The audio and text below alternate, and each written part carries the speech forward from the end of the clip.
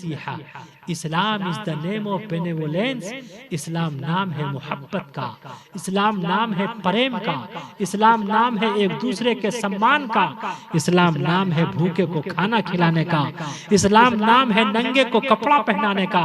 आज लोग बदनाम करते। एक ने कहा कि हजरत आप ये बताइए गुरुजी, आप कुरान को मानते या संविधान को मानते? देखिए उनका कैरेक्टर। कहा आप कुरान को मानते या संविधान को मानते? सवाल से ज्यादा साइल को देखना चाहिए। मैंने उनसे कहा भैया हम तो हिंदुस्तान के संविधान को मानते हैं। कहा कुरान को नहीं मानते?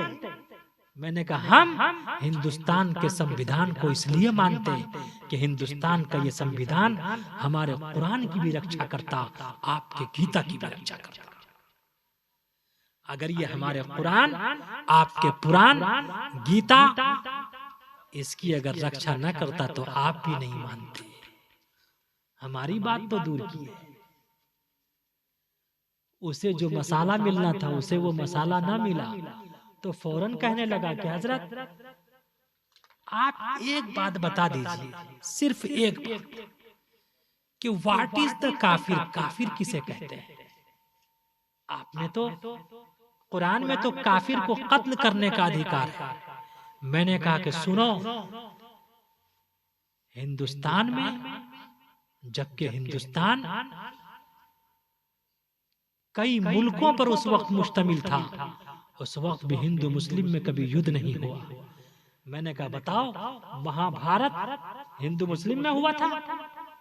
महाभारत का युद्ध किसमें हुआ था? हिंदू मुस्लिम में।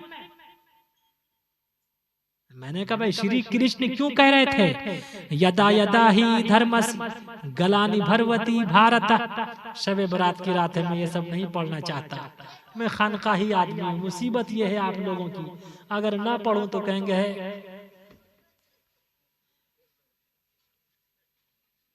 तो यदा यदा ही धर्मस, श्री कृष्ण जी अर्जुन से कह रहे हैं मारो अधर्मियों को, पापियों को।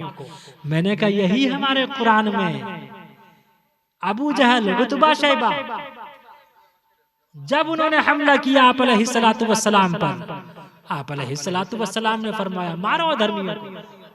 है कहीं कोई डिफरेंस? मैंने कहा मैं अपनी किताबों से बताऊंगा तो आपकी समझ में बात नहीं आएगी, आपकी किताबों से मैं बता रहा। अब आपने समझ लिया? मैंने कहा आगे सुनो, इस्लाम में तलवार की लड़ाई छोटी लड़ाई है,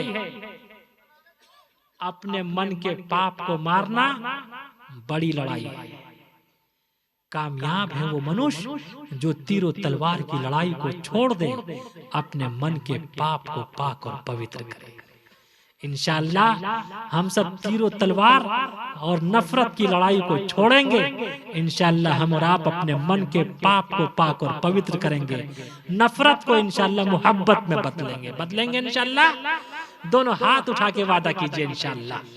अल्लाह आप सबके जज्बे और हौसले को कबूल फरमावे। यही हम सब के आका मौला ने इरशाद फरमाया, अद्दीन वन नसीहा। देखिए इस्लाम का परिचय कराया, मजहब इस्लाम की जो तर्जमानी की, अद्दीन वन नसीहा, Islam is the name of benevolence.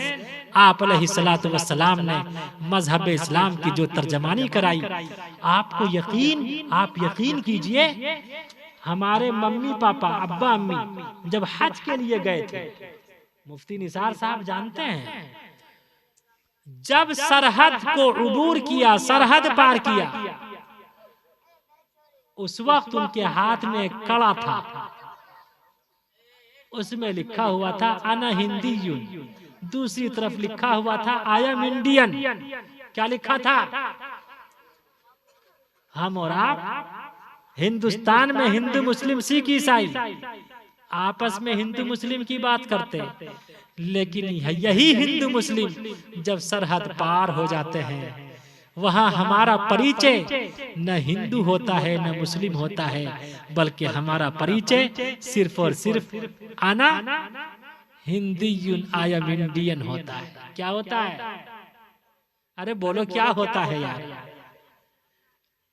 Indian, कि मैं इंडियन हूं, मैं हिंदुस्तानी। और कहते कि वहां जाते हैं, वहां से तलवार लाते हैं। आपने किसी भी हाजी को देखा? भाई अभी हुकूमत किसकी है? हम सबकी है। हुकूमत किसकी है अभी? बताइए। कोई हाजी साहब तलवार लेके आते हैं? कहते हैं नमाज पढ़ने के लिए जाते हैं, बम बारूद लेके जाते हैं। कोई हिंदू मुस्लिम मस्जिद मंदिर जाता, बम बारूद लेके जाता है? और सुनो, 850 साल मुसलमानों ने हुकूमत की। अगर बम बारूद लेके जाता, कोई हिंदू नहीं रहता, कोई क्रिश्चियन नहीं रहता, कोई सिख ईसाई रहता ही नहीं, सब मर जाते।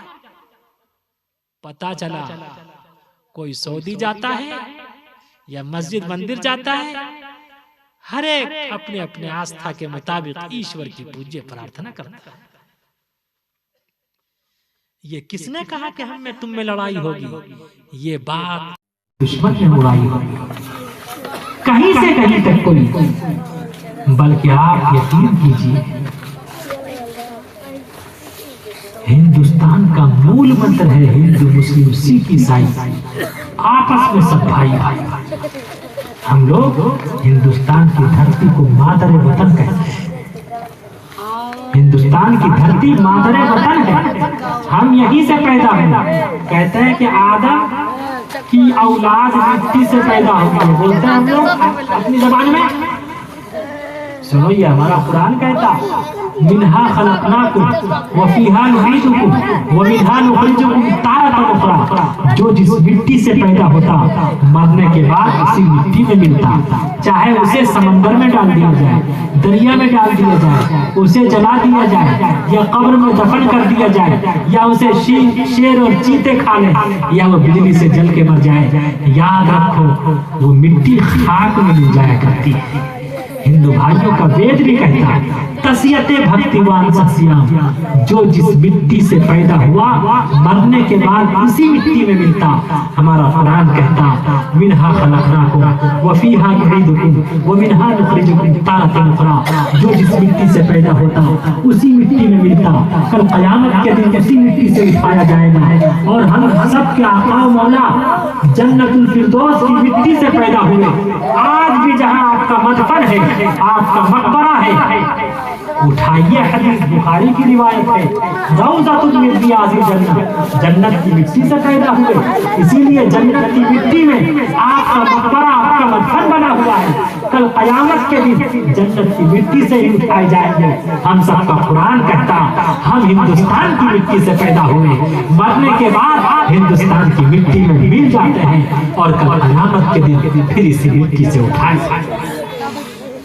मिन्हा खलकनाकुम व फीहा नुईदुकुम व मिन्हा नुखरिजुकुम तारतन उखरा।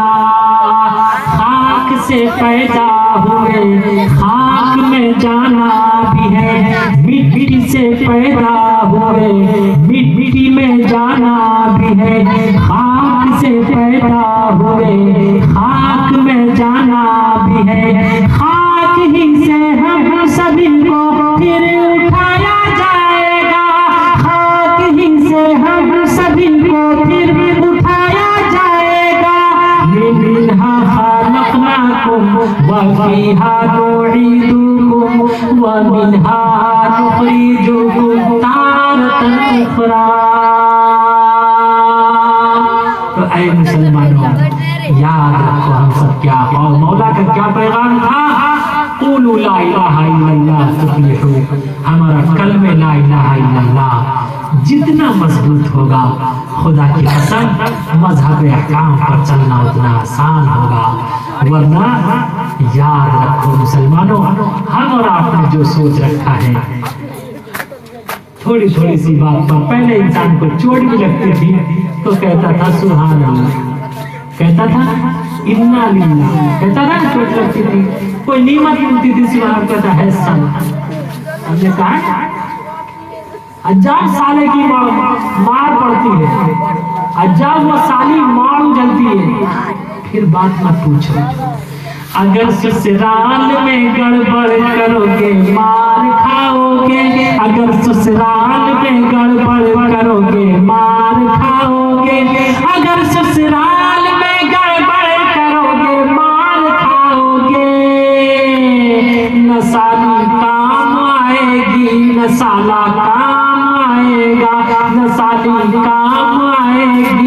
साला काम आएगा। याद रखो मुसलमानों, ये मुख्तसर सी जिंदगी है। इस मुख्तसर सी जिंदगी में सबसे पहले अपने ईमान को आप मजबूत बनाएं और 5 वक्त नमाज के आदी बने। इंशाअल्लाह अल्लाह दीन और दुनिया में खूब नवाजेगा। इसलिए कि मुसलमानों पर कितनी चीजें हैं? 5 चीजें इस्लाम के अरकान हैं। कलमा पढ़ के तो वैसे ही मुसलमान बन जाते और ऐसा